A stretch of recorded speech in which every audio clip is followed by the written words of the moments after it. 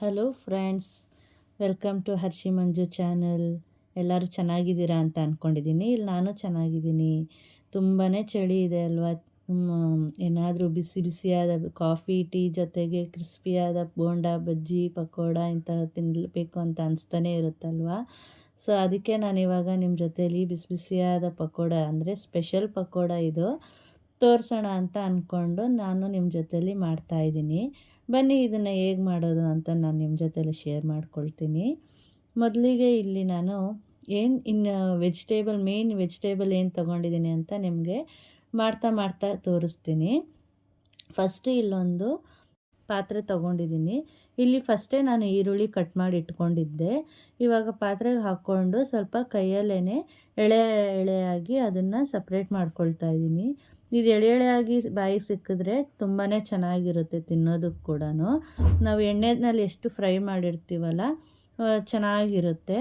ಮತ್ತು ನೋಡಿ ಫ್ರೆಂಡ್ಸ್, ನಾನು ಮೇಯ್ನ್ ವೆಜಿಟೇಬಲ್ ಅಂತ ಹೇಳಿದ್ನಲ್ಲ, ಇದು ಅನ್ಕೊತಾ ಇರ್ತೀರ ಏನಿದು ಅಂತ.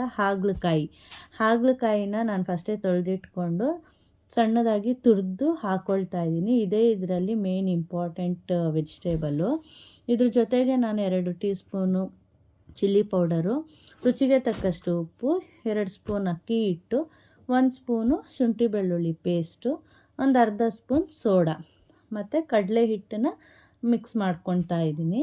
ಇದನ್ನು ನಾವು ಡ್ರೈ ಆಗೇ ಮಿಕ್ಸ್ ಮಾಡ್ಕೊಳ್ಬೇಕು. ಯಾಕಂತಂದರೆ ಹಾಗಲಕಾಯಲ್ಲಿ ಮತ್ತು ಈರುಳ್ಳಿನಲ್ಲಿ ಎರಡರಲ್ಲೂ ಸ್ವಲ್ಪ ನೀರಿನ ಅಂಶ ಇರೋದ್ರಿಂದ ನಾವು ಫಸ್ಟೇ ನೀರು ಆ್ಯಡ್ ಮಾಡ್ಕೊಂಬಿಟ್ರೆ ತೆಳ್ಳಗಾಗೋಗುತ್ತೆ, ಸ್ವಲ್ಪ ಗಟ್ಟಿಗೆ ಇರಬೇಕಲ್ಲ.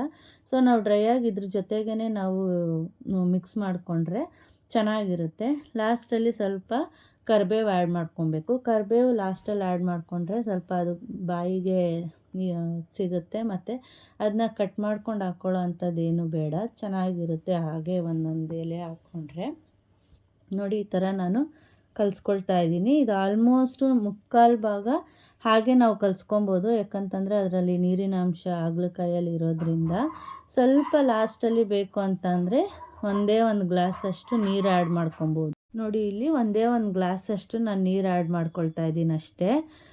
ಸ್ವಲ್ಪ ನೋಡಿ ಕನ್ಸಿಸ್ಟೆನ್ಸಿ ನಾನು ಲಾಸ್ಟಲ್ಲಿ ತೋರಿಸ್ತೀನಿ. ಅಷ್ಟು ಕನ್ಸಿಸ್ಟೆನ್ಸಿನಲ್ಲಿದ್ದರೆ ಸಾಕು. ಇದು ತುಂಬ ತೆಳುವಾಗೂ ಇರೋಲ್ಲ, ಜಾಸ್ತಿ ಗಟ್ಟಿಯಾಗೂ ಇರೋದಿಲ್ಲ. ನೋಡಿ ಇಷ್ಟು ಕನ್ಸಿಸ್ಟೆನ್ಸಿ ನಾವು ಎಣ್ಣೆಗೆ ಕೈಯಲ್ಲಿ ಎತ್ಕೊಂಡು ಬಿಡೋ ರೀತಿಯಲ್ಲಿದ್ದರೆ ಸಾಕು.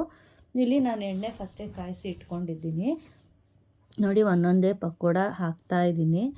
ನೋಡಿ ಎಷ್ಟು ಚೆನ್ನಾಗಿ ಬರ್ತಾ ಇದೆ. ಇದನ್ನು ಸ್ವಲ್ಪ ನಾವು ಲೋ ಫ್ಲೇಮಲ್ಲೇ ಬೇಯಿಸ್ಕೊಳ್ಬೇಕು. ಯಾಕಂದರೆ ಒಳಗಡೆ ಇರೋ ಹಿಟ್ಟು ಮತ್ತು ಹಾಗಲಕಾಯಿ ಎಲ್ಲ ಚೆನ್ನಾಗಿ ಬೇಯಬೇಕು. ನಾವು ಜೋರಾಗಿ ಉರಿ ಮಾಡಿಬಿಟ್ರೆ ಬರೀ ಮೇಲೆ ಮಾತ್ರ ಕೆಂಪಾಗುತ್ತೆ, ಒಳಗಡೆ ನೀಟಾಗಿ ಬೆಂದಿರೋದಿಲ್ಲ. ಮಕ್ಳಿಗೆ ಮಾಡಿಕೊಡಿ ಇದು. ನೀವು ಅದು ಹೇಳ್ದಿರ ಮಾಡಿ, ಇದಂತೂ ಸೂಪರಾಗಿರುತ್ತೆ. ನಿಮ್ಮ ಮಕ್ಕಳು ಐಡೆಂಟಿಫೈ ಕೂಡ ಮಾಡೋಕ್ಕೆ ಸಾಧ್ಯ ಆಗೋದಿಲ್ಲ. ಅದರಲ್ಲೂ ಈ ಥರ ಹಾಗಲಕಾಯಿ ಹಾಕಿ ಈ ಥರ ಸ್ಪೆಷಲಾಗಿ ಮಾಡ್ಕೊಳ್ಳೋದ್ರಿಂದ ಅವರು ತುಂಬ ಇಷ್ಟಪಟ್ಟು ತಿಂತಾರೆ. ಯಾಕಂದರೆ ಹಸಿಯಾಗಿ ಇಲ್ಲ ಪಲ್ಯದ ಥರ ರೀತಿನಲ್ಲಿ ನಾವು ಮಾಡಿದ್ರೆ ಮಕ್ಕಳು ಅಷ್ಟು ಇಷ್ಟಪಡೋದಿಲ್ಲ. ಯಾಕಂದರೆ ಹೆಚ್ಚು ಕಡಿಮೆ ದೊಡ್ಡವರು ಅಷ್ಟಾಗಿ ತಿನ್ನೋದಿಲ್ಲ ಹಾಗಲಕಾಯಿ ಕಹಿ ಅಂದ್ಬಿಟ್ಟು. ಈ ಥರ ಮಾಡಿಕೊಟ್ರೆ ಒಂಚೂರು ಕಹಿ ಕೂಡ ಇರೋದಿಲ್ಲ. ಆದರೆ ಆ ಫ್ಲೇವರ್ ಸ್ಮೆಲ್ ಒಂಚೂರು ಬರ್ತಾ ಇರುತ್ತೆ ಅಷ್ಟೇ ವಿನಃ ಅದನ್ನು ಐಡೆಂಟಿಫೈ ಕೂಡ ಮಾಡೋದಕ್ಕೆ ಸಾಧ್ಯ ಆಗೋದಿಲ್ಲ. ಅಷ್ಟು ಇಷ್ಟಪಟ್ಟು ಮಕ್ಕಳು ತಿಂತಾರೆ.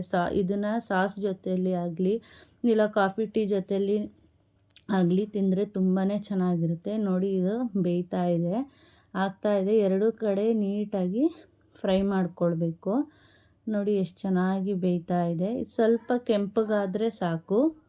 ಕೆಂಪಗೆ ಆಗ್ತಾಯಿದೆ ನೋಡಿ, ಎಷ್ಟು ಚೆನ್ನಾಗಿ ಆಗ್ತಾಯಿದೆ. ಸ್ವಲ್ಪ ಉಬ್ಬುದಂಗೂ ಇದೆ, ಯಾಕಂದರೆ ನಾವು ಸೋಡಾ ಆ್ಯಡ್ ಮಾಡಿರೋದ್ರಿಂದ. ನೋಡಿ ಇವಾಗ ಎತ್ಕೊಳ್ತಾ ಇದ್ದೀನಿ. ಎತ್ಕೊಂಡು ಸರ್ವಿಂಗ್ ಪ್ಲೇಟಿಗೆ ಹಾಕ್ಕೊಳ್ತಾ ಇದ್ದೀನಿ. ಎಷ್ಟು ಚೆನ್ನಾಗಾಗಿದೆ, ಎಷ್ಟು ಕೆಂಪಗಾಗಿದೆ ನೋಡಿ. ನೋಡ್ತಾ ಇದ್ರೇ ತಿನ್ನಬೇಕು ಅಂತ ಅನಿಸ್ತಾ ಇರುತ್ತೆ, ಅಷ್ಟು ಸೂಪರಾಗಿದೆ, ಟೇಸ್ಟಿಯಾಗಿದೆ. ನೋಡಿ ಇವಾಗ ಸರ್ವಿಂಗ್ ಪ್ಲೇಟಿಗೆ ನಾನು ಹಾಕ್ಕೊಳ್ತಾ ಇದ್ದೀನಿ. ಇವಾಗ ರೆಡಿಯಾಗಿದೆ ಬಿಸಿ ಬಿಸಿ ಹಾಗಲಕಾಯಿ ಪಕೋಡ. ಇದನ್ನು ಕಾಫಿ ಟೀ ಜೊತೆಗೆ ಅಥವಾ ಸಾಸ್ ಜೊತೆಲಿ ತಿಂದರೆ ತುಂಬಾ ಚೆನ್ನಾಗಿರುತ್ತೆ. ಚಳಿಗಂತೂ ಹೇಳಿ ಮಾಡಿಸಿದ ಜೋಡಿ ಆಗಿದೆ ಕಾಫಿಗೂ ಪಕೋಡಾಗೂ. ನೀವು ಮನೇಲಿ ಮಾಡ್ಕೊಳ್ಳಿ, ಹೆಲ್ತಿಯಾಗಿ ಮಾಡ್ಕೊಳ್ಳಿ. ಎಲ್ಲರೂ ಇಷ್ಟಪಟ್ಟು ತಿಂತಾರೆ. ಬೇಕಾದ್ರೆ ಇನ್ನೊಂದು ಸರ್ತಿ ಮಾಡಿಕೊಡಿ ಅಂತಲೂ ಕೇಳ್ತಾರೆ. ಈ ರೆಸಿಪಿ ನಿಮ್ಗೆ ಇಷ್ಟ ಆಗಿದೆ ಅಂದ್ಕೊಳ್ತೀನಿ. ಈ ರೆಸಿಪಿ ಇಷ್ಟ ಆಗಿದ್ದರೆ ಹಾಗೆ ಲೈಕ್ ಮಾಡಿ, ನನ್ನ ಚಾನಲ್ಗೆ ಸಬ್ಸ್ಕ್ರೈಬ್ ಕೂಡ ಆಗಿ. ಇನ್ನೂ ಡಿಫ್ರೆಂಟಾಗಿರೋ ರೆಸಿಪೀಸ್ ನಿಮ್ಮ ಜೊತೆಲಿ ನಾನು ಶೇರ್ ಮಾಡ್ಕೊಳ್ತಾ ಇರ್ತೀನಿ. Thank you.